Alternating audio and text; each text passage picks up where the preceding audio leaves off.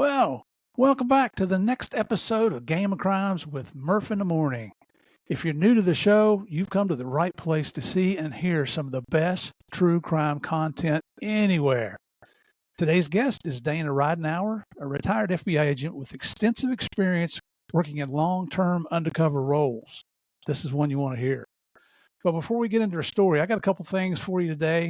First, I want to thank you for listening to and watching, I love saying that, watching the Game of Crimes on YouTube. If you're watching this on YouTube, do me a favor right now and click on that subscribe button and the like buttons. These little actions, they're free. They only take you a second, but they really help promote the Game of Crimes podcast. I know none of this will be possible without your support, and I do appreciate you giving me your time, okay? Second, I read your comments about the introductions being too long and several suggestions on the small town police blotter. So this week, I've enlisted the help of our guest to join me in the small town police blotter section, and we're doing it as part of her interview. And of course, Dana, she knocked it out of the park, and you'll see we had some fun doing this. Third, the regular housekeeping items that I usually go over, I'll cover those during the debrief at the end of the interview. That's the part where I tell you how great Game of Crimes is and where you can find out more about our social media and Patreon stuff. Quick disclaimer here, this is a show about crime. We talk about bad people doing bad things and bad people doing bad things to good people. I do take these stories seriously, but what's wrong with having a little laugh about some of the crazy things that criminals do and what the cops have to put up with? Now on to our guest. Miss Dana Ridenour is a small-town girl from Kentucky. She earned her law degree from Chase College of Law at the Northern Kentucky University. Her childhood dream was to becoming an FBI agent, but she also enjoyed working on a charter boat in the low country of South Carolina. Nothing wrong with that. After joining the FBI, Dana worked cases involving narcotics, domestic sexual trafficking, and violent crimes. But for her, that just wasn't exciting enough. So she became a certified FBI undercover agent and spent a large part of her career infiltrating extremist groups here in the United States, groups I've never heard of, but groups who absolutely pose a threat to our country. After retiring from the Bureau, Dana became an accomplished, award-winning author. That's nice. I read one of her books, and I tell you what, I couldn't put it down. I finished it in 2 days. And we'll hear more about that during the episode and in the debrief at the end, okay? But rather than me telling you more about Dana and her adventures, let's get on with the show. So here we go. It's time to get in, sit down, shut up, and hold on. Welcome back to the biggest, baddest, most dangerous game of all, the Game of Crimes.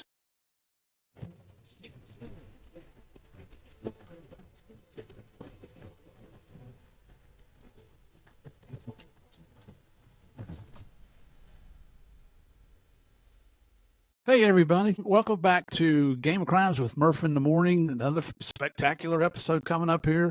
Can't tell you how much I appreciate you folks coming back every week and putting up with my New York accent, and I'll try and do better this week. No, I won't. I don't think I have an accent. I think everybody else has an accent. And I've got a cohort here with me today that will probably support that, and that's our guest today. Her name is Dana Ridenour. This lady, and you can probably see it on the screen right here, this is one badass lady. I'm telling you right now, and I think by the end of this interview, you're going to agree with me. She looks like a sweet Southern charm sitting here on the screen with us, and I'm sure she is. But wait till you hear what she was involved with. Over 20 years with the Federal Bureau of Investigation, and not one of those people that sat behind a desk writing reports and doing statistics. This lady went deep undercover. And you remember we've had Joe Pistone on here. You know what he did. We had Jack Garcia on here. You know what he did. And she's right in the mix with these folks. So I'm getting goosebumps here talking about you, Dana. We haven't even gotten started yet. But before we do, typically when I do an introduction here on Game of Crimes, I have the small town police blotter segment. And I'm toying with how to cut down the introduction to give more time for our guest here. And of course, I'm wasting time telling you about that right now. But based on some comments from some of our listeners, you guys suggested that, hey, you've got some stud guests on there and studettes as we do have today. How about getting them involved in it as well?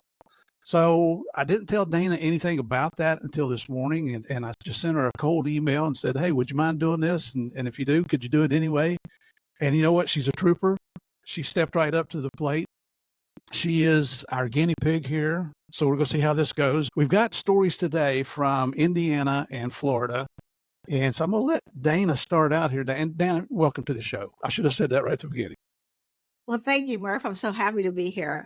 This is going to be fun. I've been looking forward to this podcast all week. Oh, this is and after we do Small Town Police Blotter, I'll tell you guys about how she was bragging on me because man, she made me blush before I even hit the record button. All right, so from and I usually have a siren introduction and music, but I'm not going to do that because we're just testing this out to see how it works. So, Dana, tell us what you got there about Indiana. Well, I love this because I grew up right next door in Kentucky, and my dad was like a local sheriff when I was growing up. So I can really relate to these small town blotters. I'm with you, sister. This one's really funny. And working drugs and different things over my career, I've seen some stupid stuff, but it's always still fun to read about stupid stuff in other places. So this is in Indiana, and it involves lasagna of all things. So a nurse's aide who worked at a maximum security male prison that housed like 2,000 male prisoners. So that's the setting for this. A nurse's aide is responsible for distributing medicine to inmates at an Indiana state prison. She's been charged with trying to smuggle cocaine and marijuana into the facility.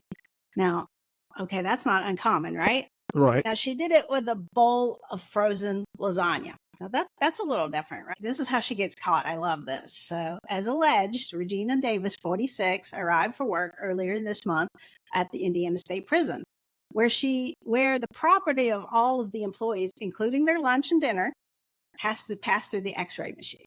So, she's going through the X-ray machine, and one of the guards, realizes this Italian delicacy looked odd. So he calls a colleague over to also examine the lasagna. Investigators dug through this lasagna, and what they found were several packages wrapped in electrical tape that contained cocaine and marijuana, about 3 ounces of cocaine and 1.7 ounces of marijuana. So this was no accident. How'd that get there? Yeah. Well, that's what's so funny is during the questioning, she claimed that she had been at a female friend's house the prior evening getting a tattoo. And when the woman gave her 2 containers of lasagna to eat. So she claimed that she did not know that the grub was stuffed with contraband. Of course, these security officers are not that stupid, right? So right. They brought her in for more questioning. And then she claimed later that a black guy, how it's always a black guy, she was instructed to go with him to pick up the drugs. And she admitted to wrapping some of these drugs herself. The narcotics, she added, would be picked up in the prison by an individual who stopped by the drug room where she worked, of course, to pick up feet cream. Yeah. So that's how it was supposed to get distributed. So despite her compelling explanation of the lasagna caper, Davis was arrested on 2 felony narcotics trafficking charges. She's free now on $1,500 bonds, and she's pled not guilty. She's going to see a judge in August 2nd for her status hearing. So, yeah. And that was relatively recent. Yeah, that was relatively recent. Here in July. It's just, and for our regular listeners, corrections officers are law enforcement officers also. And we have one saying here, nobody hates a bad cop more than a good cop. So that's why we're making fun of her. We're giving her a hard time. She does not deserve to wear that badge. She needs to be behind those bars, not on the good side of those bars. So sadly, she'd been on the job 20 years. So she's not. I mean, that's how it ended. Was she had more than 20 years experience doing what she was doing. But well, you think about it too. And first of all, who brings a whole lasagna for lunch or dinner? I mean, that was the first clue. This must have been one really big woman. And then for somebody to dig through your lunch or your dinner like that kind of tick you off, wouldn't it?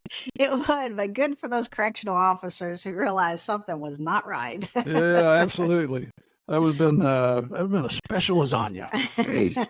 So, Dana, thank you for doing that. And I'm going to tell you about another wonderful couple here in Florida. Our regular listeners are used to hearing stories from Florida, as you are. You're living in South Carolina, so you're not that far away. But this is July of this year also. This is a couple. They're set to be married this coming weekend, and they got into an argument over signing a prenup agreement that turned violent and resulted in the would-be bride's arrest for domestic battery. Not the groom, the bride. Investigators alleged that Molly Rose Hogan, 26 years old, and the male victim were engaged in a prenup quarrel late Sunday night in the beautiful St. Petersburg, Florida area. And I know you don't know this, Dana, but so many of our stories here on Small Town Police Blotter come out of St. Pete. That's one of the most beautiful places in Florida, and there's some, it's like the home of some wackadoos, I guess would be a nice way to say it, right? That's the word that came to mind for me. Yep. So the victim, the groom, he told the cops that she grabbed him around the head and struck him in the chest, the torso, the back, and the legs, causing multiple physical injuries. He said the attack was prompted by a heated argument over signing a prenup agreement prior to their marriage. Well, if they're getting married this weekend, you'd think they would have maybe talked about that previously, and I'm wondering what assets they both have that they're worried about the other getting their hands on. Family dog. That's the biggest argument. That's very true. The victim attempted to escape from the defendant multiple times and was ultimately separated from Hogan by witnesses who corroborated his account of the incident. Police allege that one witness, and that's the victim's brother, he was bitten on the arm by Hogan as he sought to stop her from battering his sibling. Now this is the big surprise of this whole story. Alcohol appears to have played a factor in the 11:30 p.m. confrontation. Okay, an arrest warrant affidavit does not offer additional details about the prenup dispute, because I'm really wondering about that. And they were set to get married on Saturday, and as of the writing of this article, the wedding was still on. Okay, you guys have heard me talk before about law enforcement investigations. This is, for these people, especially for the groom here, this would be called a clue. You might not want to go through with this. Anyway, Hogan was arrested for domestic battery, simple battery, and the simple battery was for biting the brother. Booked into county jail on a misdemeanor count, and of course she was released on personal recognizance. Now this is going to create a challenge for the wedding, because a judge ordered Hogan to have no contact with her prospective future husband or brother-in-law. So we're going to get married on camera. She will be allowed a one-time visit to her residence in the company of police to retrieve personal belongings. And just to finish up, because it's not crazy enough, they still have their wedding registry online. It's still open, welcoming friends and family to join our epic journey. Well, they've had one hell of a start. The registry seeks cash gifts to help pay for table centerpieces, a wedding cake, flowers, her bond, and an open bar. Oh man! I'm going to go out on a limb and say this union isn't going to make it. Yeah, I agree with you 100%. Holy cow! I just don't understand why so many crazy stories come out of that part of Florida, but especially it is such a beautiful place over. I love the Tampa Bay area, and St. Pete is just a quaint little town right there, along with everything else. But anyway, Dana, thank you for playing in that. I know I surprised you this morning. I apologize for that, but you did fantastic. So for our listeners, let us know what you think in your comments about how Miss Dana did today, because I think she knocked it out of the freaking park. So to get in today's interview, I always talk about how we met our guests. And I met Dana through a person that you folks might remember who was a former guest on here. I know you'll remember him because of his name. His name is Rick Rambo. When I first met Rick, I'm like, no, you got to be kidding. That's not your real name. But it is. Mm-hmm. And you know what? That's a name you never forget. And if you remember back, let's see, where do we have Rick? We had him on here, episode 123. And his stories, he had so many stories, Dana. We had him on here for 2 weeks. Oh. I mean, he was an immediate repeat guest. And his stories this was back when Morgan was still my co-host here. And he just wowed us with story after story after story of his starting out in a small town and then ending up in the Virgin Islands. I think that's where you guys met, and then going to Alaska, and the stuff he's doing up in Alaska now. And he sent us a picture of this massive grizzly that looked like it was about the size of 3 houses together that he killed with a handgun. That's right. Yep. But if you haven't heard Rick's story, go back. It's episode 123. They debuted in November 6th and November 13th of 2023, and just fantastic stories. But anyway, Rick offered up actually 3 different people he thought would be great guests on the show, and Dana was one of them. And Dana's the first one we've had on the show. The other is an Alaska State Trooper that I've already reached out to him and spoke to him once, but he he had some court cases coming up that we're waiting to be adjudicated before we interview him because it's a really good case.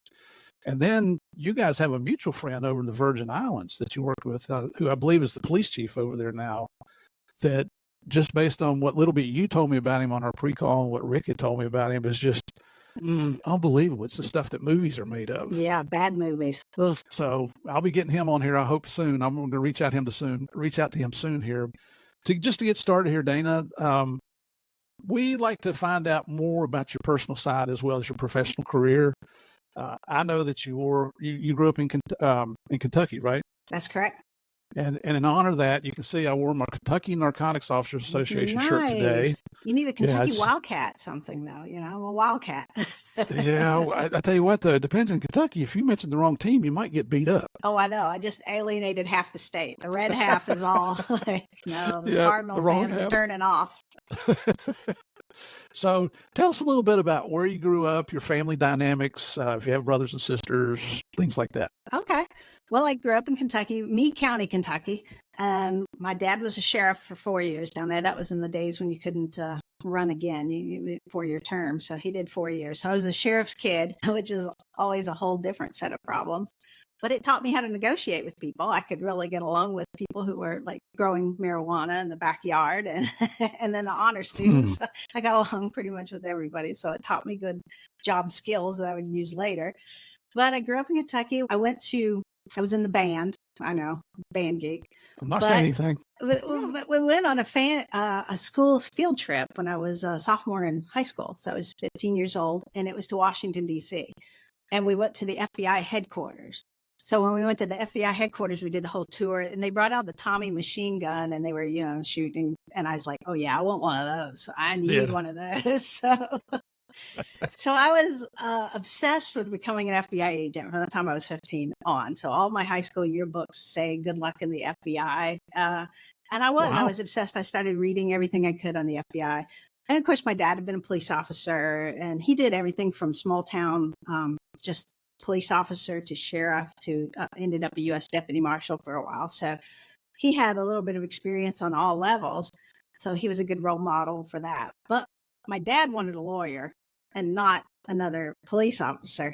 So he always encouraged law school. Well, lo and behold, I went to University of Kentucky for a couple of years, and I wanted to go into criminal justice, but they didn't have one. So I transferred over to Eastern Kentucky University, who at the time had the best criminal justice program in the country. So I was just 20 minutes away. Well, it's kind of funny. I transferred schools and forgot to tell my parents. And my mom calls me one day and says, I just got a bill for Eastern Kentucky University. Did you transfer? And I said, oh, yeah, I forgot to tell you. She said, in the future, tell us when you transfer universities, please. Oh, that's funny. So I graduated from EKU. And at the time, now this was, at the early 90s, at the time, the FBI they were only taking lawyers and accountants. So I can't count past 10. So I was like, okay, well, I guess I'll have to become a lawyer. So I went to law school just to get in the FBI, and I did not want to go to law school. I did not want to be a lawyer. And I had planned on, right when I graduated, I was going to go in the FBI, and I had all the background stuff done. I was all prepared. Well, lo and behold, when you plan something, it's never going to go as planned. So the federal job freeze hit about that time, like 92. And so I'm calling everybody. I'm calling DEA. I'm calling everybody. And they're all like, no, we're all under this federal job freeze. There's no jobs. So the FBI says, well, it'll probably just be a few months. And it ended up 3 years. So I was actually forced to practice law for a while. And I discovered that is not what I want to do. My dad was very happy because he had a lawyer. Yeah. But then he was also unhappy the day the FBI called and said, we're lifting the freeze. Are you still interested? And I said, put me down. I want to be the first to go. So I could not get away from the law practice fast enough. Yeah. Well, and I want to back up here just a little bit, if you don't mind. When you were in high school, you were in the band. Did you play any sports or anything? I did. Well, I always loved sports. So I played softball from the time I was about 8 or 9 years old all the way up. And they didn't have girls sports like they do now. I mean, we didn't have like a soccer team or anything like that. If we had, I would have definitely done that. Played a little basketball in junior high, but it's like 3.5 feet tall. So that's, it's hard to be a big basketball star. Although that was my sport. I really wanted to be a basketball star.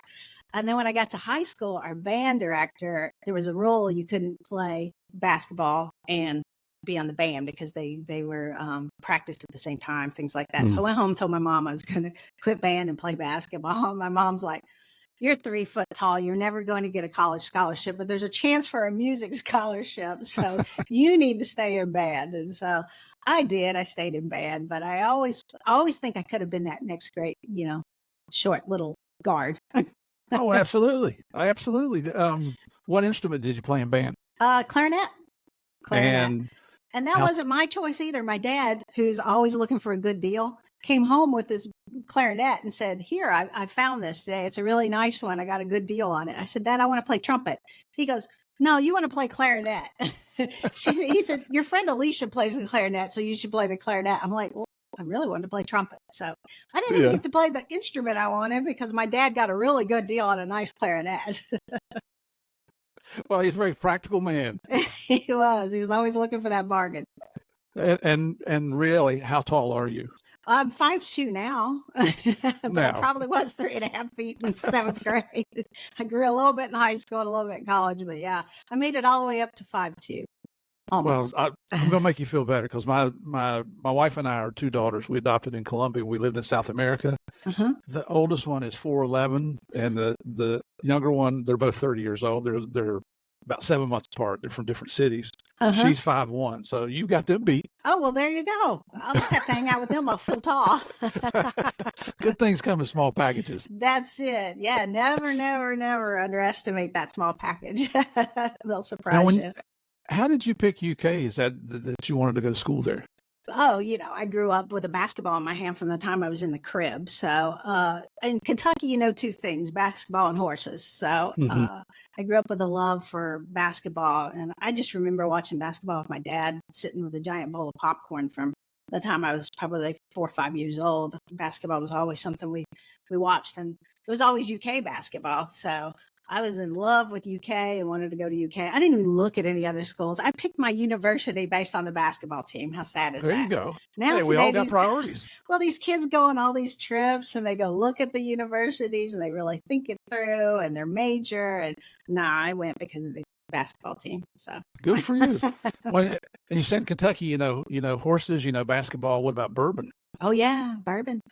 Well, it's funny because my husband is a big bourbon drinker now, but when we first met, he wasn't. He liked craft beer and stuff. And then one day he was trying bourbon, and it was a Tennessee bourbon. I was actually just teasing him. I said, "You can't drink a Tennessee bourbon." I said, "You're married to a Kentucky woman." And so from that point on, he never touched anything but Kentucky bourbon. And he started really going down that road of good bourbon. And so, yeah, we've been on the bourbon trail several times and stopped at all the distilleries. And every time we go visit, my parents still live in Kentucky. So every time we go to Kentucky, we hit some of the distilleries. And and I'm not a huge bourbon fan, but I have developed a taste for a few.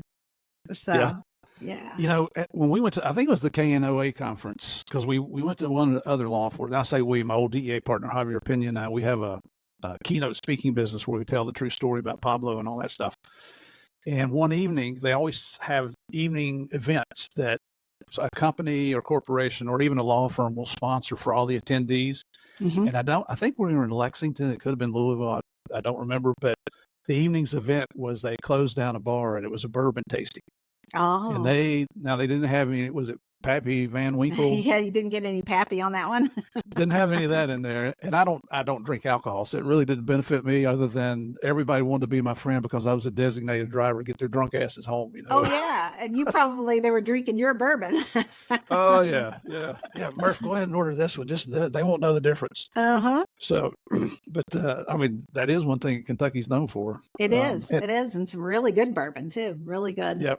And I grew up, and you don't know this, I grew up down in Murfreesboro, Tennessee, just below Nashville. So Jack Daniels was always, I don't know. When I did drink, Jack was never my friend. No, mine neither. Jack and Coke. You feel miserable the next day. Murfreesboro, Tennessee. We went to a big band contest there. It was held every year at MTSU. Yeah. Well, when I lived there, it was MTSC. That's how long ago it was. So okay. I'm a little bit older than you are here. I was watching the news this morning and I saw they had a big windstorm blow through there. Apparently they were down through Kentucky as well. and it blew over the sports trailer on campus there. I saw that. And Wow. I said, that's Murfreesboro, Tennessee. And my husband looked over and goes, how would you know that? Yeah. I said, Educated. We're yeah, smart. smart. We might be country people, but we're smart. Oh, man. Now, when you went to law school at Chase College of Law, right? Right. And I did that because I felt like I had to get away from the University of Kentucky because I couldn't not go to basketball games. So I felt like I needed to have a little distance. Yeah. So that was far enough away. I wouldn't be tempted to go to all the basketball games, and I'd study. Yeah. You might have to focus on your studies a little bit more there. Yeah. Do you have any brothers and sisters? I have one sister who's 5.5 years younger. And you can't get any more opposite than the two of us. It kind of a funny story. My sister is scared of the dark. She's funny. She's just a big Chicken Little. And she came home probably 20 years ago, and she says, I've decided I want to be a DEA agent. And I thought she was kidding. And so I started laughing. And she says, I'm serious. I want to be a DEA agent. I said, you won't stay at home by yourself in the dark. How are you going to be a DEA agent? And she says, I can do it. I said, are you prepared to run around the corner chasing a bad guy in the middle of the night when you got out? And she says, well, do they all have to do that? I said, yes. I said, you better find another career. She's an accountant now. Oh, good for her. Yeah. What I like to joke around and say, they got a real job. Well, she was Holy cow. Of all the people in the world, she was not cut out to be a DEA agent. Well, how tall is she? She's taller than me. She's about 5'7", 5'8". Yeah. She looks down on you. Yes, she does. And she's Literally. always been taller than me. Everybody's always thought she was the oldest, even though she's 5.5 years younger. But now I tease her because now people think she's the oldest. And I'm like, ha, ha, ha. It's funny because when I went through the DEA Academy, I'd been a cop for 12 years before I went to DEA. And then we had this guy in our class that was stud. And this is when DEA was going through the FBI Academy. So we were right there, at the FBI Quantico facility. And he was a stud. He was a chemist by profession. He was built like a professional bodybuilder. He had the looks. He had the big hair. I mean, he had everything going for him. Took our first test. He scored 100 on it. I mean, this guy we're thinking this is our top student in our class. Uh-huh. And then we come to class after a couple of weeks. We come in and his name tag's gone off his desk and all his stuff's missing. It's like, hey, where'd so-and-so go? And all the instructors would tell you at that time was that he left. He's no longer part of this class. And so we had to wait until towards the end of the class when we were ready to graduate to find out what happened. He did not know that DEA agents carried weapons and might be required to use them in the line of duty. And I'm thinking, dude, you're the smartest guy in the class and you didn't know that. Well, that happened to me. In our class, we had a guy that left. And he left after a few weeks on his own. And we said, where'd he go? And they said, well, he decided that it was against his religion that he couldn't take a life. I was like, he couldn't have come up with that 6 months ago when he took a spot away from another person. Exactly. I don't understand that at all. It seems like you do a little research before you apply. And that's, and that's a good point you made there, because I remember I applied for the Bureau and they just wouldn't take me because I might have had a few run-ins when I was a uniformed police officer. We'll say that. Colorful things. Yeah. But at that time, and so I got hired back in 87. And during that time, for a class of 50 basic agent trainees in the DEA, you might have several thousand people on the list to choose from. Well, the Bureau, it was always like in excess of 10,000. Yeah, it was crazy. Yeah. And so the point you made that he wasted a spot for somebody who really wanted the job and could have done a fantastic job, I'm sure. I have no sympathy for people that make it and then quit. Yeah, me neither. I wanted that job more than anything, and I was willing to do anything to keep it. And for somebody to just come to that realization, that's and really, it did not think that through. I mean, everybody knows that FBI agents carry guns. I mean, it's just part of life. If you ever watched television? I was going to say, go watch one of the 17 shows that's on about the FBI right now. Exactly. You got to give credit where credit's due, because the Bureau. So our academy, the DEA Academy, brings Javier and I up to a couple times a year to speak to the basic agent trainees, and we tell the Escobar story and all that. And I love it. I mean, it's just, I'm jealous of these young people getting ready to go into the job, because I know what they're getting ready to face and the fun they're going to have and the challenges and all that. You get up there right now, the DE Academy cannot fill a class of 50 basic agent training. We call them BATs for everybody. If you hear me say BATs, that's what I'm talking about. And, you know, you check and say, what about the Bureau? Are they having a problem? Well, they're having a little bit of problem, but they're pretty much filling their classes. And so I'm thinking, okay, and we proposed this before COVID to DEA of doing a TV series about inside the real DEA, and had a production company on board. Can't name any company names or anything, but trust me, they're one of the biggest in the world. We had a streaming network who agreed to pick up our series, but DEA has never been good at marketing itself. We're secret, you know. We don't want anybody to know that we use wiretaps and informants and all the different techniques that the world already knows about. Yeah, they've watched television. And so, you know, I talked to people in on the 12th floor at the DEA where the big bosses sit, and I'm like, tell me how many FBI shows are on TV right now. I think there's 4. Yeah, I think at least. And they're filling their classes, and we can't get 33 people in a class. But you know, I'm not in charge up there anymore, and I have this much say so in DEA. Believe it or not, as good as I think I am, that's how much say so I have. Well, that's more than me. I don't have any say so. Yeah, me either.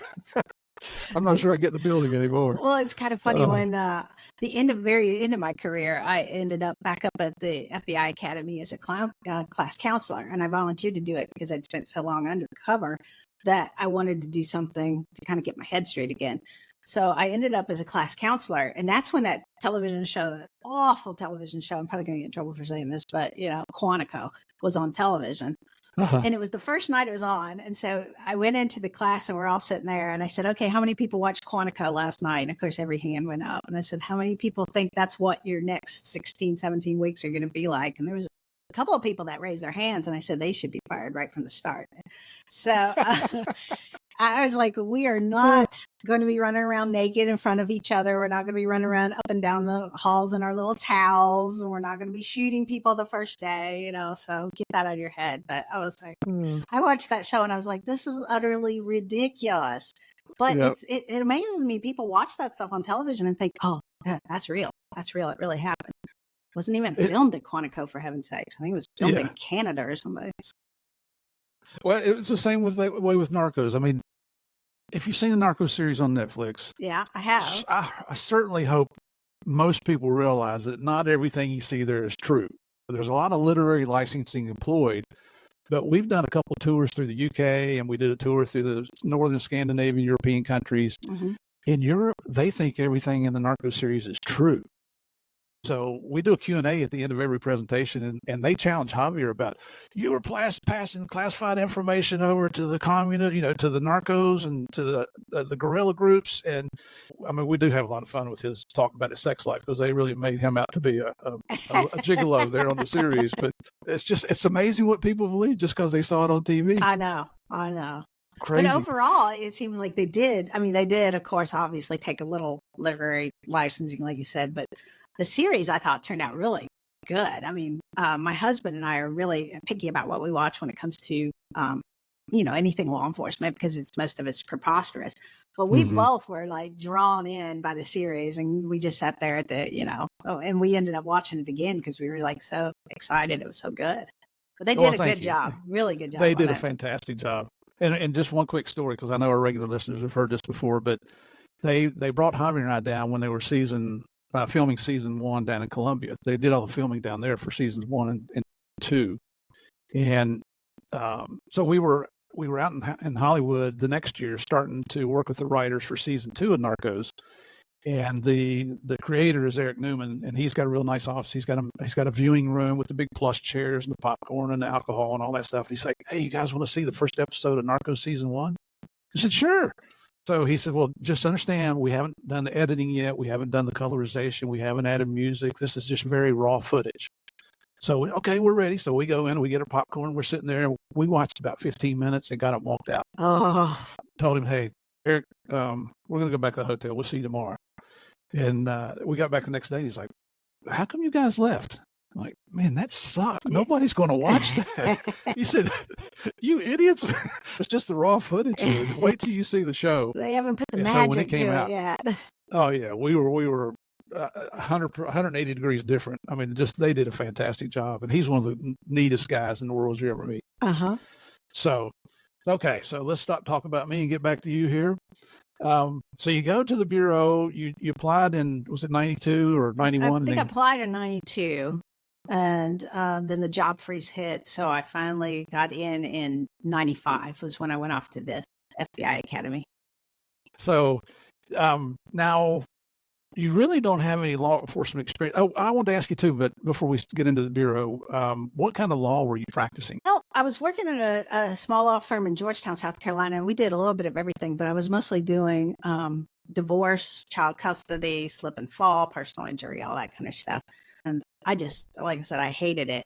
My job prior to that had been a first mate on a tour boat. And that was the best job I ever had. I loved it. The captain was a crazy captain, and drank all the time. So usually I was kind of in charge. Yeah. But so I had left that fun job to practice law, and I just hated every minute of it. And in fact, it's the captain and I stayed very close. He's one of the characters in my second book. The captain and I stayed very close. And one day he called me. He goes, "What's the matter, kid?" And I was in tears. I was just crying. And he goes, "What's the matter?" And he says, "Well, never mind." He goes, "Meet me down at the boat dock." So I went down there, and I'm dressed like for court. I've got a suit on and, heels and the whole bit. And he goes, "Get on the boat, take those ridiculous shoes off and get on the boat." So I took the shoes off, got on the boat, and he took me to this just uninhabited island. I said, "What are we doing, Captain?" He says, "You're going to get your ass off and you're going to walk around that island until you come up with a decision, because you're not happy. You need to make yourself happy." And he says, "Go, go, go. I'll be here fishing." So he sat there and fished while I walked around this island over and over and over. And I came back and I said, "Captain, I don't want to be a lawyer. I'm not cut out to be a lawyer. I really don't want to be a lawyer. I'm so unhappy. I don't care if the FBI takes me," because that's why I was practicing law, was because I was afraid the FBI wouldn't take me as a first mate.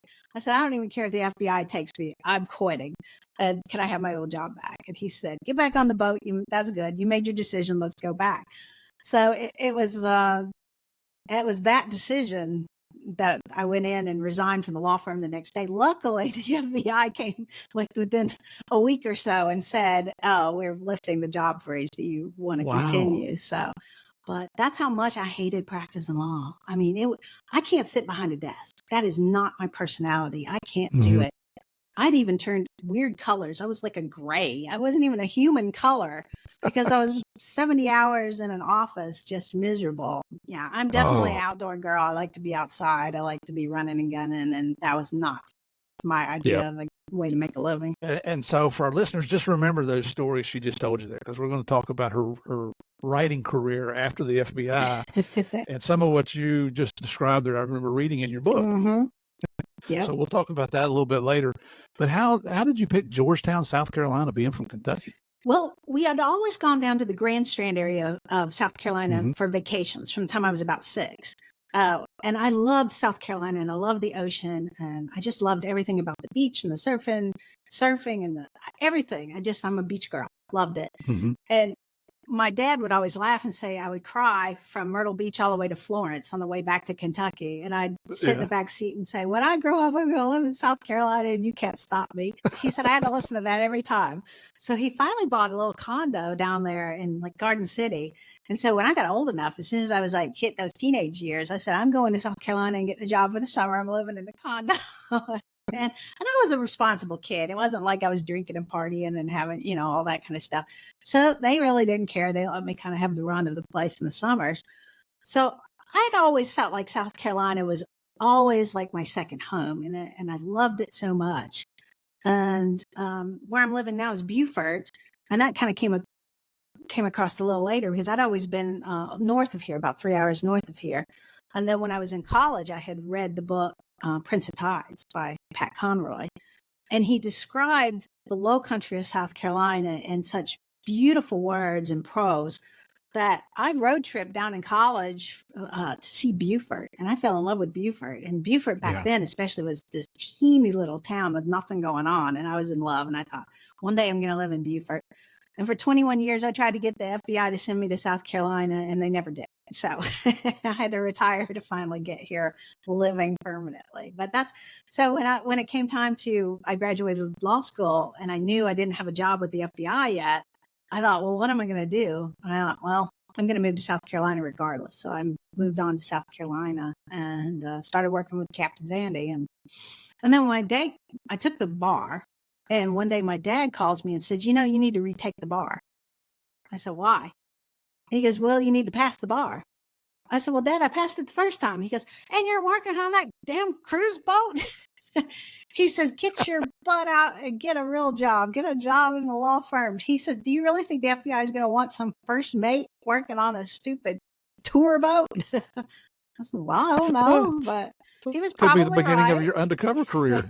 Well, but he was probably right. But yeah, so I did. I finally got off, got a job in the law firm. That, I tell you what, just sitting there listening to you telling the stories about the Grand Strand, and I went to high school and college in West Virginia. I was a cop in West Virginia. And in West Virginia, there's a state law that you have to vacation. You have to visit Myrtle Beach, South Carolina at least once a year, or you lose your West Virginia citizenship. There you go. So that's the only place we go, and you mentioned Garden City. You may remember this. Remember the Garden City Motor Inn? I do. Little hotel there? Yeah. Before it really got bad, that's where we used to go when our daughters were little. We first came back from South America. We'd drive. We got stationed in Greensboro after Columbia. And my wife's mom and dad, we'd always vacation with them. So they'd come to North Carolina. We'd all drive down to Garden City and get 2 rooms there on the first floor. So you could walk right out back on the pool deck and just brought back good memories, and going to the restaurants over in Murrell's Inlet. I mean, there was, remember Admiral's Flagship? I do. Yeah. Man, that was my favorite place. Big buffet. Just, you come out, there's stuff like a big fat pig, but man, the food was good. Well, it closed down and then reopened as the Admiral's Flagship again, but then it closed down, and I think it's something else now. But we used to go there too. My dad liked it because although it was a buffet, they only put small portions out at a time, so everything stayed hot. Yeah, that was his thing. That's exactly right. And even had barbecue. You got to have barbecue there in the Low Country. Oh, I'm getting hungry here just sitting there thinking about that place. Yeah, there's all kinds of places. I love that place, Oliver's Lodge. It was an old dilapidated place back then when I was a kid, and I loved it. And it finally closed down. I was really sad when that closed down. But we haven't been to Myrtle Beach in years. Well, that's past history, but I love hearing the old stories because it brings back good memories down there. Yeah, the old pavilion. Yeah, that was back before, and that's when everybody was cruising every night. Oh yeah. There was when my wife and I were dating, and so we've been married 40 years, and we dated for almost 4 years before that. But there was one summer, I think, just in the summer, she and I and another couple went to Myrtle Beach. Gosh, was it 6 times, 8 times in one summer? And it could be just a long weekend. But just loved that place. Had great times down there. Oh, yeah. I don't know if you remember the old club, Mother Fletcher's. Mother Fletcher's, yeah. Yeah, almost got put in jail from fighting in there. Well, it's funny because there was a teen nightclub, and then you were so happy when you graduated from the teen nightclub and you were old enough to go to Mother Fletcher's. Yeah. That's your real graduation. Yeah. So Mother Fletcher's and oh my gosh. Good memories. I knew today was going to be a good interview. I just made my day there. So, all right. So we got you in the FBI Academy. You start in 95. Is that when you got to the Academy? November of 95. You remember what 95. month it was? It was November. It was cold. And I wasn't used to cold. Ooh. It was cold. There's a couple of times where I was laying on my belly shooting, and it's covered in snow, and it was raining and sleeting, and I kept thinking I could get in the car and just 6 hours later I could be warm again. Yeah. And that's why we live in Orlando now. Yeah, I can't take cold. Well, we live in Florida. Woo! Yeah, I'm done with cold. No more of that. Me too. I've never been good at cold, but that was the coldest I've ever been in my life. I tell you, I thought if I survive this, I can survive anything. Yep. So how many weeks was your academy at that time? Back then it was supposed to be 16, but because we fell under both the holidays, we were there 17. So we had a 17 weeks. I think it's like 21 now, but back then I was there 17 weeks. Keeps getting longer and longer. It does. I think when I went through the DEA Academy in 87, it was 13 weeks. And I think now it's 16 or 17 weeks. Yeah. I remember when I was in the academy, this is kind of bad to say, but the DEA agents were always like better looking than our There's nothing wrong with saying that. Thank you. So, and so the DEA agents at that time, there were very few women. So they would kind of flirt with us and then invite us to their parties. And then the FBI guys would get mad because we were going to the DEA parties. And we're like, well, they're hot. Hey, there's a lot of single girls here. And, we're going to go hang out with the good looking single guys over. And you guys wore black. I mean, that was just a cool color. We had navy, black was just cool. It's just cool. And so you look so much cooler in black, and especially, young 20s. And so we went to many DEA parties when we were all together over there. I think I'm blushing again here. I'm going to take credit for all of that you just said there. There you go. But while you're in the academy now, did they still have the boardroom? Yes, we did. Yep. Yeah. So for our listeners, the boardroom is a bar inside the FBI Academy that opens up only for a few hours each evening. I think you can go in and get lunch there, but no alcohol. Mm-hmm. And in the evenings, you don't want to imbibe too much because that could get you kicked out of the academy. And when somebody's always watching. Yeah. And you had to be careful what you said and things like that. And we did real good until every once in a while they would play the game Aircraft Carrier. Oh, I haven't heard of that one. What's that? Well, that's where you take all those long tables and line them up, and then you pour beer on them, and you take drunk people and slide them down through there like they're like. See, you got away with more than we did. I don't think we could have got away with that one. Oh, we didn't get away with it. Trust me. There was a lot of explaining to do after that, but and that's what I heard. That's just what I heard. Yeah, I don't recall what happened. Right? Not at all. But I did have to write a couple of memos in there while I was in the academy. Did you ever have to write any memos? I don't think I wrote any memos. I was always either good at staying out of trouble or just evading having to write the memos. I'm trying to think. You blamed it on your sister, didn't you? Yeah, I did. I blamed it on somebody.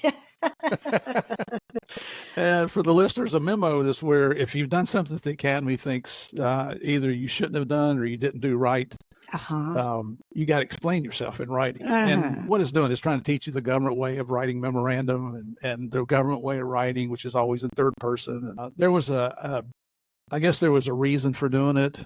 We just thought it was a pain in the butt. Well, it comes in handy later in your career when you have to explain yourself. Yeah. Because I had a few of those. A lot of it is creative writing. It is. I had an undercover issue where my dog, who's my personal dog, bit one of the targets. And so I'm having to write the memo for my dog. And, I'm not wanting to use things like mauled, so I'm more using things like nipped. Yeah. It's all in the wording. You nipped the target. No blood was drawn. That's what they make for the sources for. Yeah. An alternative word. That's it. Yeah. So it did come in handy. What was your dog's name? His name was Cosmo. Cosmo? Cosmo. He was actually named after Cosmo Kramer from Seinfeld because his hair kind of always stood up on top of his head. And why did he bite the bad guy? Well, he was getting older back then, and he couldn't hear. He'd lost his hearing, and the lady snuck up behind him and grabbed him. And she just she should have known better because she knew him quite well and knew he couldn't hear. Mm-hmm. But she grabbed him and it scared him, and he just bit her in the face. He's a good judge of character. Yes, he was. And it's funny because how you have your initials like UCA or UCE if you're an undercover employer, and then you have a number so your name's not up here. He was a UCD, so he was my undercover dog. So I didn't put his name in any of the stuff either. Yeah, he got to go for rides in the bureau plane when we did undercover stuff. So he got around in the FBI until he did that and got fired. Yeah. My mom always got a sense of humor. Oh, it's funny. My mom was so mad. It was like a grandchild or something. She says, well, he shouldn't have been fired. She shouldn't have snuck up on him. I said, Mom, he's a dog. He doesn't care. He'd rather lay on the couch anyway. That's grandma being defensive of her granddog. She was defensive of the dog, boy. She was upset with the FBI. So you graduate the academy. What was your wish list, if you remember? Oh, anywhere that it didn't snow. So I had all the southern offices, and I figured the top 10 and the bottom 10 were the most important because the top 10 would all be fine. The bottom 10 would none be fine. And I figured anything in the middle would probably be okay. So I really concentrated on my top 10. They were all southern offices. Of course, South Carolina was number 1. and North Carolina, Florida, and Alabama, and all that kind of stuff was all at the top of the list. And I ended up going to Mobile, Alabama, which was number 8 on my list. I'd never been to Alabama in my life, and I'd never been to Mobile, and I didn't even know where it was on the map, but I was really happy when I saw it was on the water. So I got my 8th choice, and I was thrilled with Alabama. And after spending 6 years there, it should have been my number 1 choice. It was absolutely the best experience a first office agent could ever have. It was a beautiful office. The people were so kind, so nice.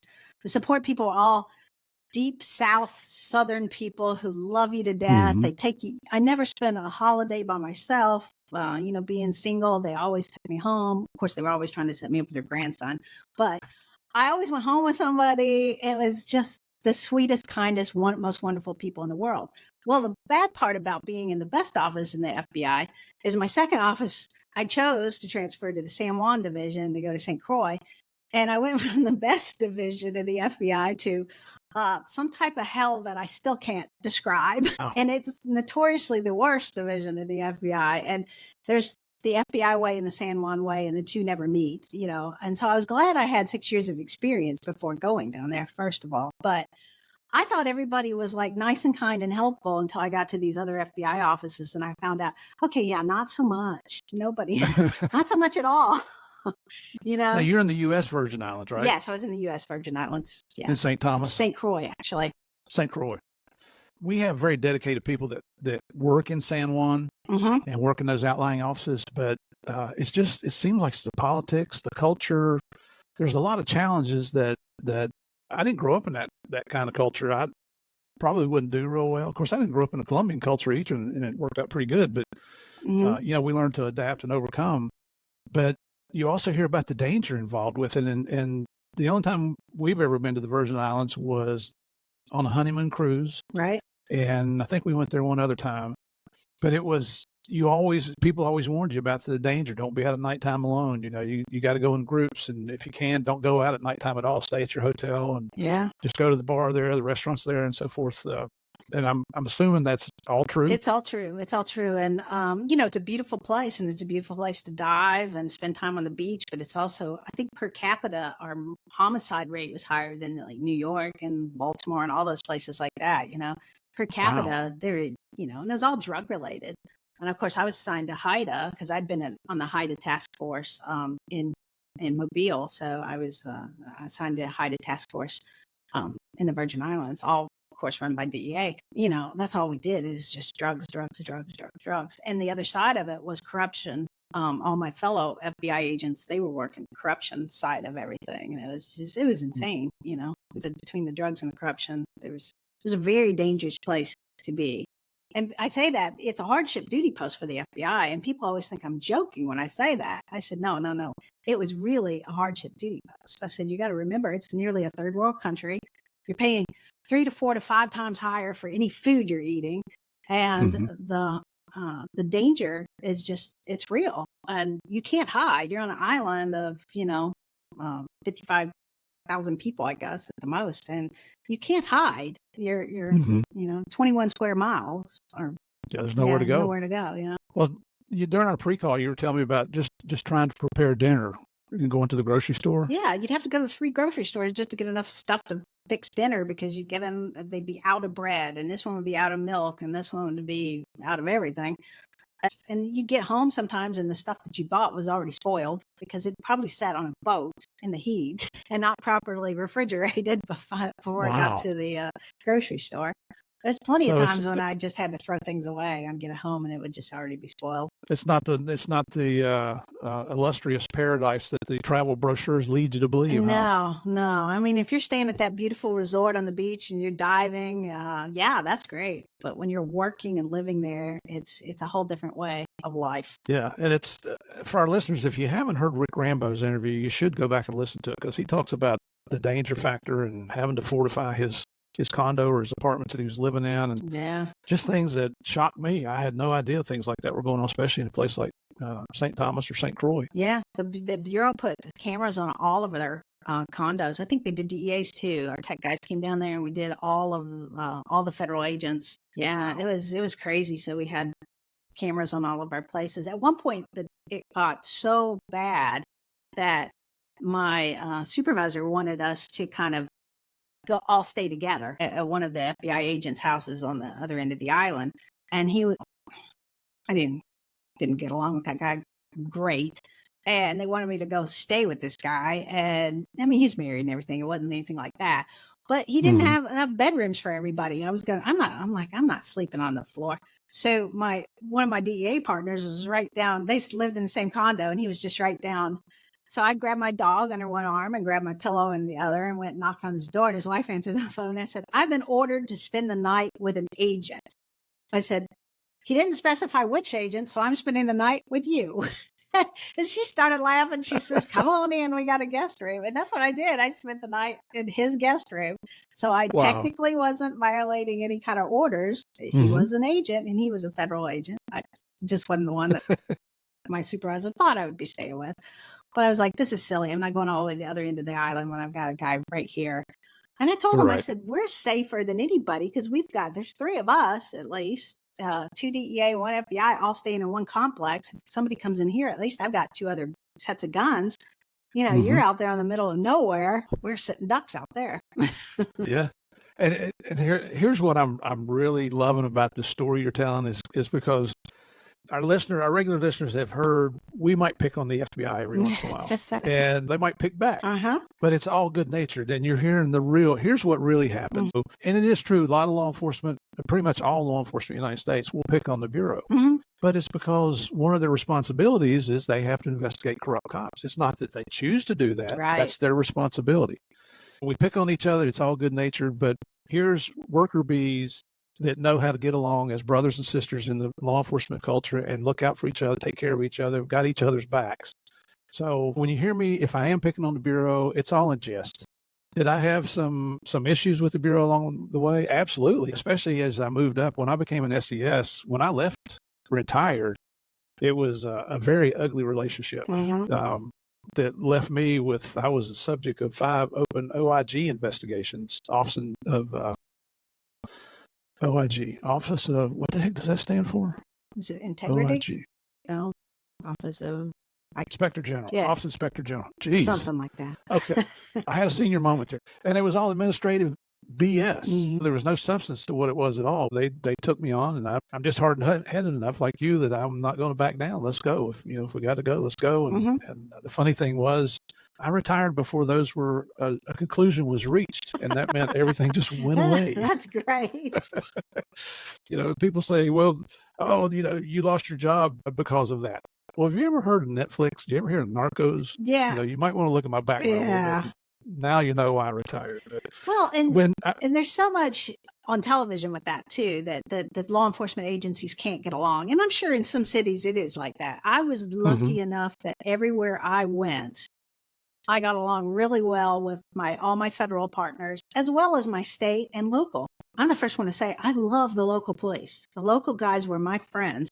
And when I was working undercover, I always chose to have my handler was a local guy. I didn't want an FBI agent. I wanted a local guy because they know the streets.